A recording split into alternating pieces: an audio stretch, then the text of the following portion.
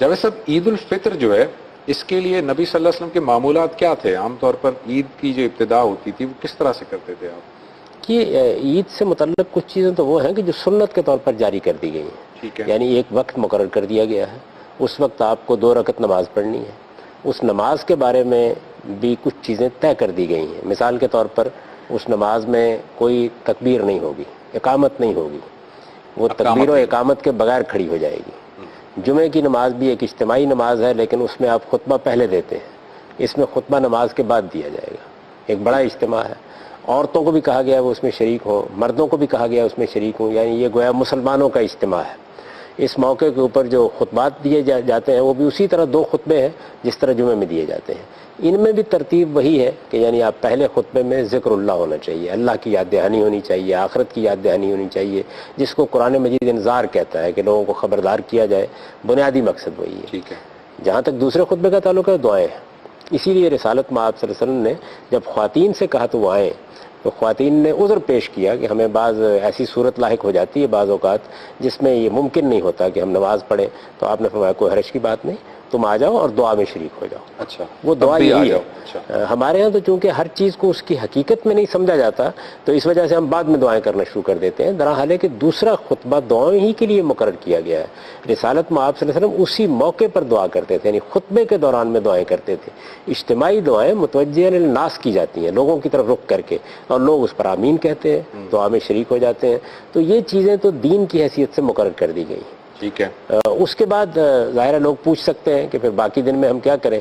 تو آپ کو اجازت ہے، آپ اس میں تفریح بھی کریں، آپ اپنے اعزاء سے ملیں، آپ کھائیں پکائیں. آپ یہ ہمارا ایک تہوار بھی ہے.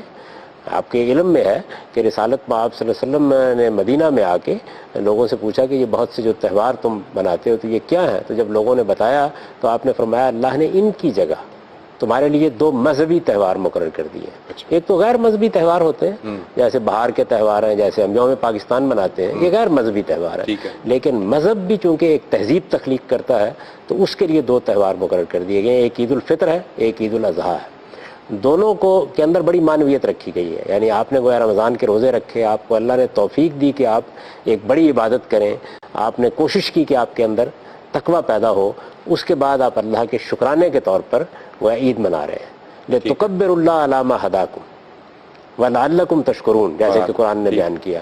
یعنی تاکہ تم اللہ کی تکبیر کرو کہ اس نے ہدایت دی تم کو، اور وہ ہدایت ملی قرآن مجید کے ذریعے سے. قرآن کے نزول ہی کے مہینہ رمضان کا مہینہ ہے، تو ایک لحاظ سے یہ قرآن کے نزول کی شکر گزاری بن جاتی ہے کہ آپ اس موقع پر 2 رکعتیں پڑھتے ہیں، کہ اجتماعی نماز کا اہتمام ہوتا ہے اور آپ اللہ کے سامنے سجدہ ریز ہو جاتے ہیں. آپ اپنے امام یا اپنے سربراہ، یہ عید کی نماز کے لیے بھی یہی ہے کہ یہ سربراہ حکومت کو یا اس کے مقرر کردہ کسی نمائندے کو پڑھانی چاہیے، تو اس کا خطبہ سنتے ہیں، اللہ کی یاد دہانی کرتے ہیں. یہ چیزیں تو مقرر کر دی گئی ہیں. باقی میں نے آپ سے عرض کیا کہ آپ کو حق حاصل ہے کہ آپ اس موقع پر ایک تہوار کے طور پر، جیسے کہ میں عرض کر رہا تھا کہ تہواری کے طور پر عید الاضحیٰ، یعنی تہواروں ہی کا ذکر ہوا، اسی کے ذیل میں رسالت میں آپ صلی اللہ علیہ وسلم نے یہ فرمایا کہ یہ 2 تہوار تمہارے لیے اللہ کی طرف سے مقرر کر دیے گئے ہیں. تو تہوار ظاہر ہے کہ اپنے اندر ایک تفریح کا، خوشی کا، باہم ملنے کا آپ سے آپ پہلو رکھتا ہے. اس کے لحاظ سے لوگ اس کو مناتے ہیں. رسالت میں آپ صلی اللہ علیہ وسلم جن چیزوں کا اہتمام کرتے ہیں جن کو آپ کا اسوہ حسنہ کہنا چاہیے. ظاہر ہے کہ ہم میں سے ہر شخص کی نگاہ اس جانب اٹھتی ہے کہ وہ معاملات جن میں آپ نے کوئی چیز مقرر نہیں کی ان کو بھی آپ کیسے انجام دیتے تھے. اللہ کے پیغمبر کی جو حیثیت ہے وہ یہی ہے کہ ہمارے لیے بہترین نمونہ ہے. تو یہ معلوم ہوتا ہے کہ آپ اٹھتے تھے، اٹھ کر عام طور پر آپ کوئی ایک کھجور لے لیتے تھے. عید الاضحیٰ کے بارے میں تو ہے کہ اس میں یہ کوشش کرتے تھے قربانی کا گوشت ہی لیں، لیکن اس میں کوئی کھجور، کوئی میٹھی چیز لے لی ہے، اس کے بعد آپ چلے جاتے تھے. یہ خیال کرتے تھے کہ راستہ بھی تبدیل کر کے جائیں. اللہ تعالیٰ کی تکبیریں اس میں بلند کی جاتی ہیں. یعنی آپ جب جا رہے ہوتے ہیں تو جاتے وقت بھی، جب آ رہے ہوتے ہیں تو آتے وقت بھی تکبیرات بلند ہوتی ہیں. آپ کے علم میں ہے کہ یہ تکبیرات خطبے میں بھی بلند کی جاتی ہیں، یہ عیدگاہ میں بھی بلند کی جاتی ہیں، جب آپ رخصت ہو رہے ہوتے ہیں اس وقت بھی بلند کی جاتی ہیں.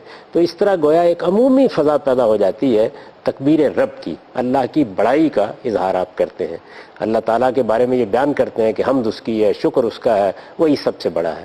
یہ بڑی غیر معمولی کیفیت ہے جو پیدا ہو جاتی ہے. تو رسالت میں آپ صلی اللہ علیہ وسلم بھی اس کا اہتمام فرماتے تھے، راستہ بھی تبدیل کر کے جاتے تھے، اور راستے میں بھی یہ دیکھتے رہتے تھے کہ گرد و پیش میں وہ کون لوگ ہیں کہ جو اس کے مستحق ہیں کہ کسی کے سر پہ شفقت کا ہاتھ ساتھ رکھنا ہے، کسی کو ساتھ لے کے جانا ہے، کسی کے پاس کوئی پہننے کے لیے نہیں ہے، کھانے کے لیے ہے، اس کے لیے کسی کو ترغیب دلانی ہے، کسی کو ساتھ بھی لے آتے تھے. تو ظاہر ہے کہ یہ وہ معمولات ہیں جو بڑے پاکیزہ معمولات کی حیثیت سے روایتوں میں بیان ہو گئے ہیں. لیکن جتنا حصہ دین ہے وہ وہی ہے کہ آپ نے نماز کا اس طرح اہتمام کرنا ہے، خطبہ اس طرح دینا ہے، اس کے بعد آپ آزاد ہیں، آپ کھائیں پئیں، اپنے اعزاء اقربا سے ملیں، اور ایک تہوار کی طرح اگر آپ اس کو منائیں تو دین میں کوئی رکاوٹ نہیں.